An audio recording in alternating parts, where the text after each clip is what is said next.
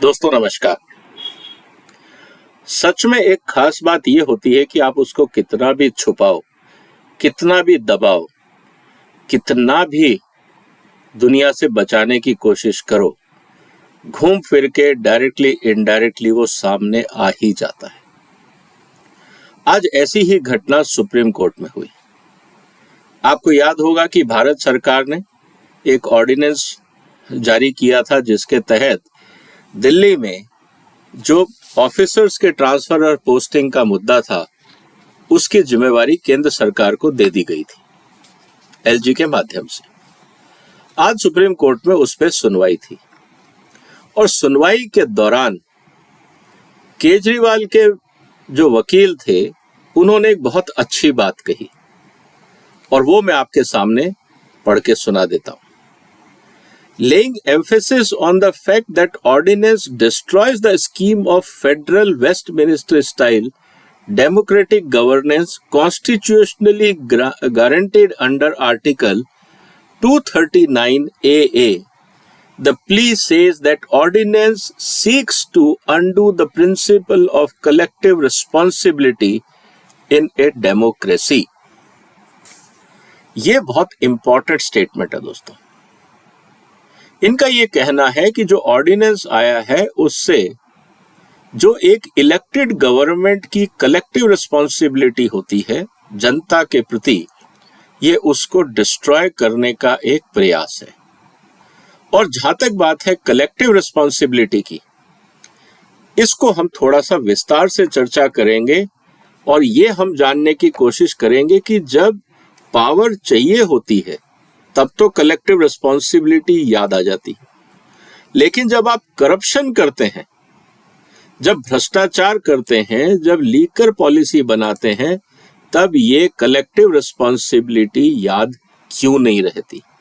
उस समय मुख्यमंत्री ये क्यों नहीं बोलते कि मैं भी कलेक्टिव रिस्पॉन्सिबिलिटी का हिसाब से खुद जिम्मेदार हूं जो मेरे राज्य में करप्शन हो रहे हैं, मेरे मंत्रिमंडल के द्वारा जो भ्रष्टाचार हुआ उसके अंदर मैं भी शामिल था। दिल्ली के मुख्यमंत्री ने ऐसा क्यों नहीं कहा? दोस्तों बहुत इंटरेस्टिंग चर्चा है। आज मैं आपके सामने बहुत इंटरेस्टिंग फैक्ट्स रखने वाला। आगे बढ़े उससे पहले मेरा आपसे निवेदन है कि इस वीडियो को शेयर करें, इस चैनल को सब्सक्राइब करें और उम्मीद है कि ये चर्चा आपको पसंद आएगी। कलेक्टिव रिस्पॉन्सिबिलिटी पे हमारा संविधान क्या बोलता है, आइए पहले मैं आपको उसकी चर्चा बता देता हूं। देखिए, जब भी कलेक्टिव रिस्पॉन्सिबिलिटी की बात आती है तो चाहे वो केंद्र सरकार हो चाहे वो राज्य सरकार हो, दोनों की कलेक्टिव रिस्पॉन्सिबिलिटी का प्रावधान संविधान में किया गया है। जहां तक बात है केंद्र सरकार की, कलेक्टिव रिस्पॉन्सिबिलिटी के लिए बहुत साफ कहा गया है।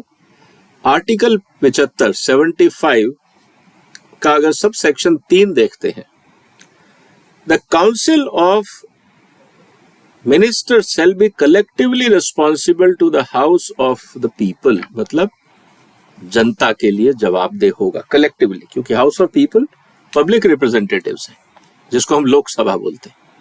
अगर लोकसभा के लिए आप जवाबदेह हैं तो मतलब आप देश की जनता की जवाबदेह हैं, क्योंकि आप जनता के प्रतिनिधियों के लिए जवाबदेह हैं।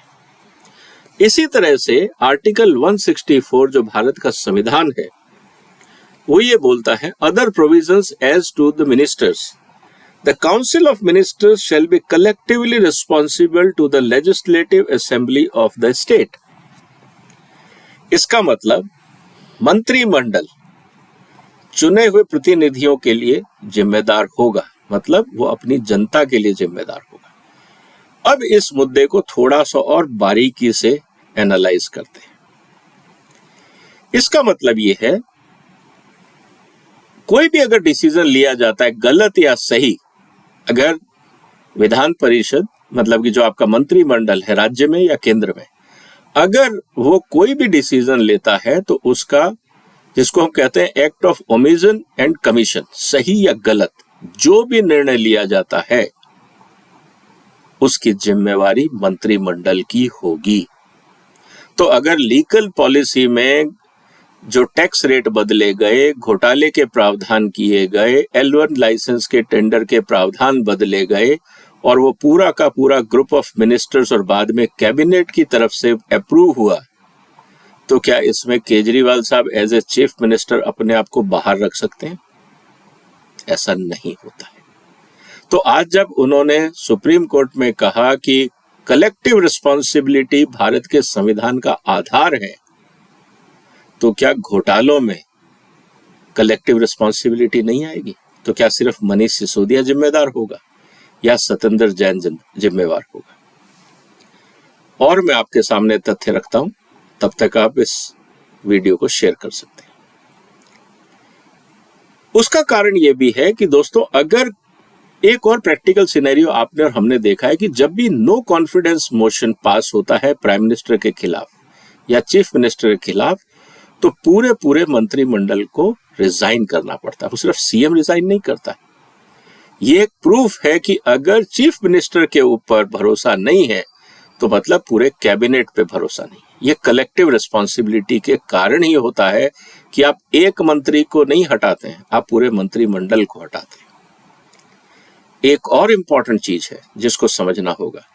The principle of collective responsibility also means that the cabinet decision binding on all cabinet ministers, even if they differ in the cabinet meeting.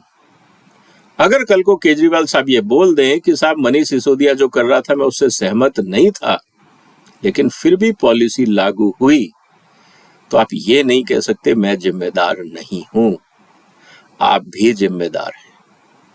तो केजरीवाल साहब ने आज इस बात को मान लिया कि कलेक्टिव रिस्पॉन्सिबिलिटी इंपॉर्टेंट है। इसमें एक प्रावधान और है।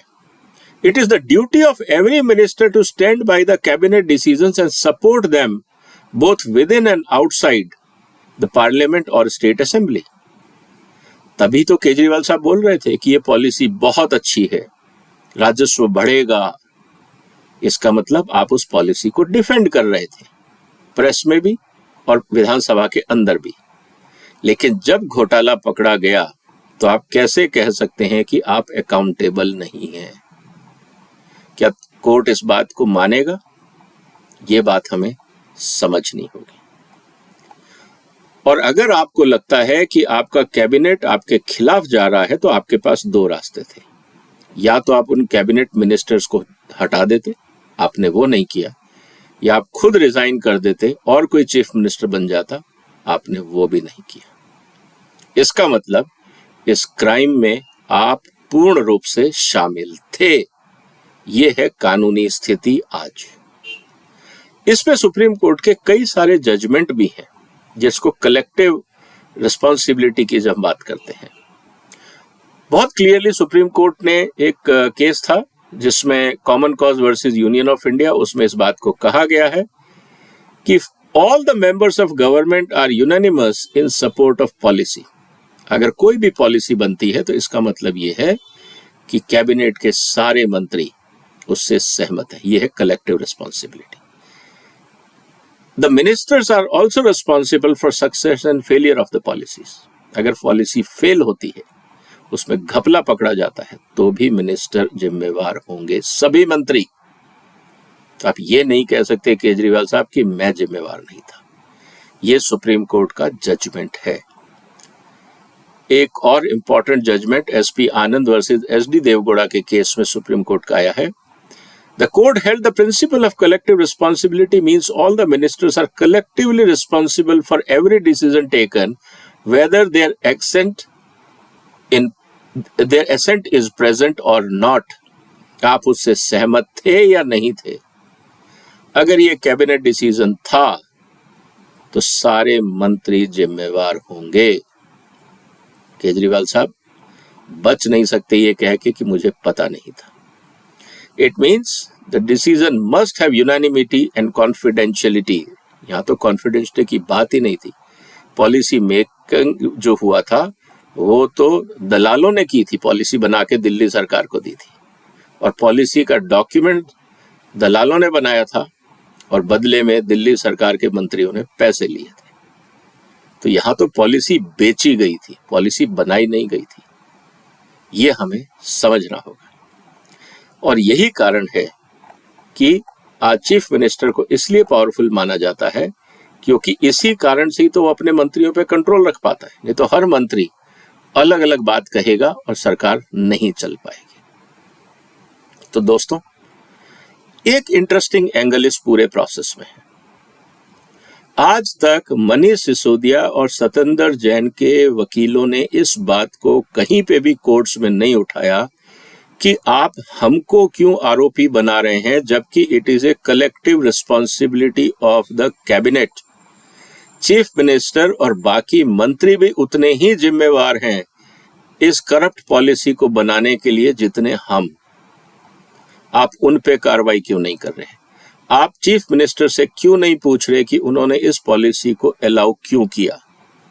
क्योंकि अगर आप transaction of business rules Delhi सरकार का देखते हैं, इंटरनेट से आप डाउनलोड कर सकते हैं, ट्रांजैक्शन ऑफ बिजनेस रूल्स 1983 जो राष्ट्रपति महोदय ने जारी किया था, उसके पैराग्राफ या सेक्शन उसके 7, 8 और 9 को पढ़िएगा। उसमें साफ साफ कहा गया है कि जो शेड्यूल में बातें कही गई हैं, ये 14 पेज का डॉक्यूमेंट है, डाउनलोड करके पढ़िएगा। शेड्यूल में जो 19 बातें कही गई हैं, अगर उसमें से कुछ भी करना हो बगैर चीफ मिनिस्टर की सहमति से नहीं हो सकता। इसका मतलब ट्रांजैक्शन ऑफ बिजनेस रूल्स में भी चीफ मिनिस्टर को डायरेक्टली अकाउंटेबल बनाया गया है। तो संविधान कहता है collective responsibility, transaction of business rules कहता है collective responsibility and main accountability is chief minister. Manish Sisodia और जैन के वकील कोर्ट में इस बात को, इस तथ्य को क्यों नहीं रख रहे हैं? इसका मतलब मनीष सिसोदिया और सतेंद्र जैन के वकीलों को ये हिदायत दी गई है कि हर हालत में आपको केजरीवाल को बचाना है, चाहे बाकी दोनों मंत्री जेल में रहें। शायद यही ब्रीफिंग वकीलों को दी गई है, नहीं तो ये कॉमन सेंस अप्रोच बहुत क्लियरली लिखा हुआ है संविधान में भी और ट्रांजैक्शन ऑफ बिजनेस रूल्स में भी, लेकिन ये मुद्दे कोर्ट में नहीं उठाए जा रहे। ये है इंटरेस्टिंग पहलू इस पूरे केस का। दोस्तों, आपको क्या लगता है, केजरीवाल साहब ज्यादा दिन तक अपने आप को बचा पाएंगे? क्या अपनी जिम्मेवारी से भाग पाएंगे? आपका क्या कहना है? कमेंट बॉक्स में लिखिए। इस वीडियो को शेयर करिए, इस चैनल को सब्सक्राइब करिए। सबको जागरूक होना जरूरी है अपने हितों को बचाने के लिए, अपने देश को बचाने के लिए। आपने वक्त निकाला, आपका धन्यवाद। फिर एक बार निवेदन, चैनल को सब्सक्राइब करें, वीडियो शेयर करें और फिर मुलाकात होगी एक और महत्वपूर्ण मुद्दे के साथ। तब तक वंदे मातरम।